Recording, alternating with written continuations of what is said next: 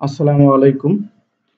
আজকে আলোচনা করব ইউ শেপ নিয়ে। ইউ শেপ প্যাটার্ন জগতের খুবই গুরুত্বপূর্ণ জিনিস।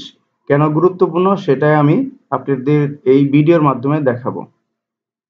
প্রথমে আপনাদের জানতে হবে কোথায় কোথায় ইউ শেপ দিতে হয়। দেখেন একটা প্যান্ট ওপেন করা আছে। এই প্যান্টের এই রাইস, ফ্রন্ট রাইস আর ব্যাক রাইস এটা ইউ শেপ করতে হয়। নেক, নেকের এখানেও ইউ শেপ করতে হয়, আর্মহোলের এখানে করতে হয়, দুই শোল্ডারের মাঝখানে করতে হয়, আরো অনেক জায়গায় করতে হয়। প্রথমে আপনাদের বলবো কেন ইউ শেপ এত জরুরি।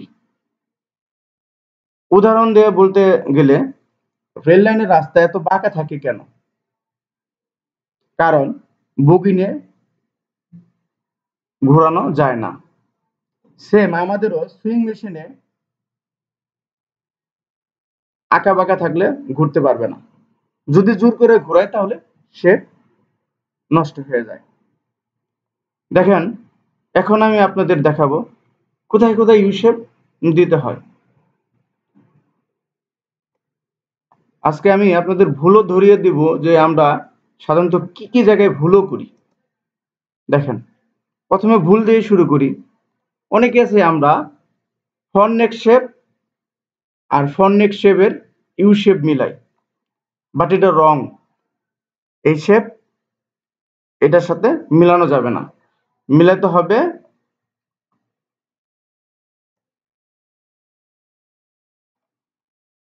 ফ্রন্ট পার্ট আর ব্যাক পার্ট।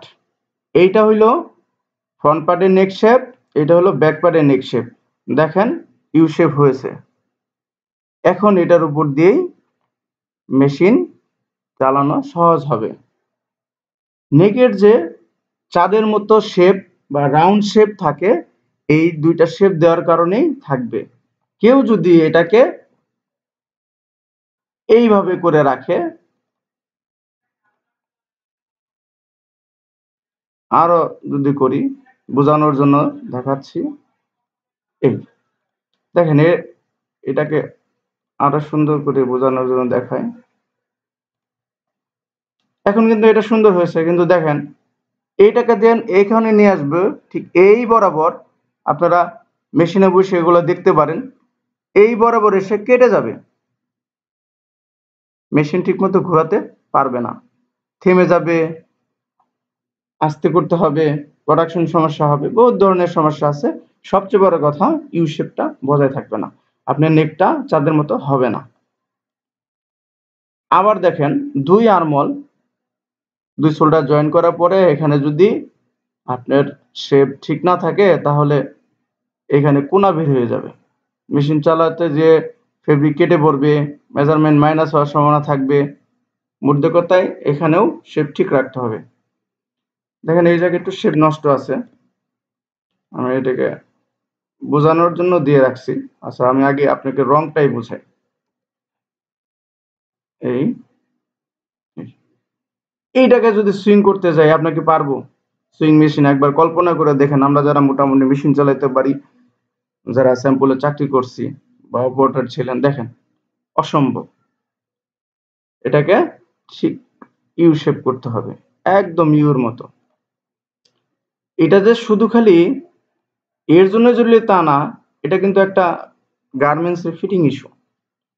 এই শেপ যদি না রাখেন গার্মেন্টস এর আর্মহোলে এখানে ফুলে যাবে, আরো নানান ধরনের সমস্যা হয়। এটা আমি আপনাদের পরে ভিডিওতে বিস্তারিত জানাবো। এরকম শেপ থাকবে। সেম ক্ষেত্রেও স্লিভের ক্ষেত্রেও তাই করতে হবে, স্লিপও এখানেও রাউন্ড শেপ করতে হবে। সবচেয়ে বড় ভুলগুলো যেগুলো আমরা করি বা করবেন, ফ্রন্ট পার্ট সাথে ফ্রন্ট পার্ট কখনো শেপ মিলাবে না, ফ্রন্ট পার্টের সাথে ব্যাক পার্টের শেপ মিলাইতে হবে।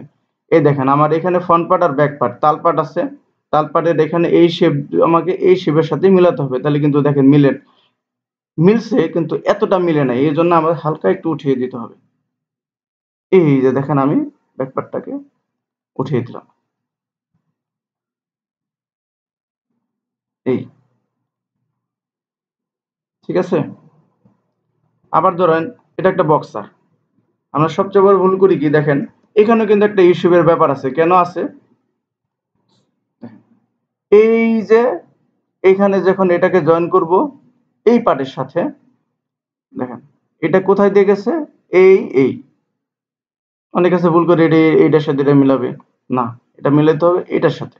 দেখেন এইটা আর এটা সুন্দর রাউন্ড করা আছে, এখানেও দরকার আছে, তাই জানাইলাম আপনাদের।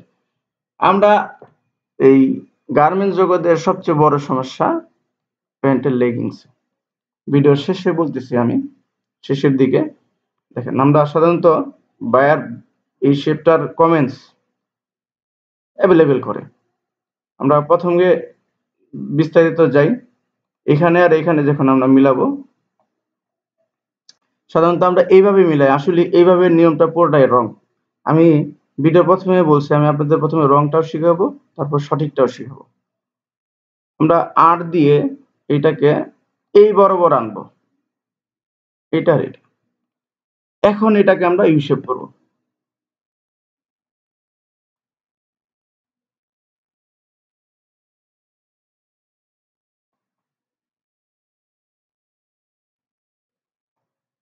এই এইটা এখন ইউ শেপ হয়েছে। এখন এটা 2 এনসিআর 2 রাইস সুন্দর ইউ শেপ হয়েছে। এটা রাইট পদ্ধতি, আগে যেটা দেখিয়েছে এটা ভুল পদ্ধতি। প্রথম ভিডিও বানিয়েছি, কথাবার্তায় ভুল থাকতেই পারে, কিছু মনে করবেন না, কমেন্টস করবেন, উৎসাহ দিবেন। আজকের মতো এখানে ভিডিও শেষ করছি। আসসালামু আলাইকুম।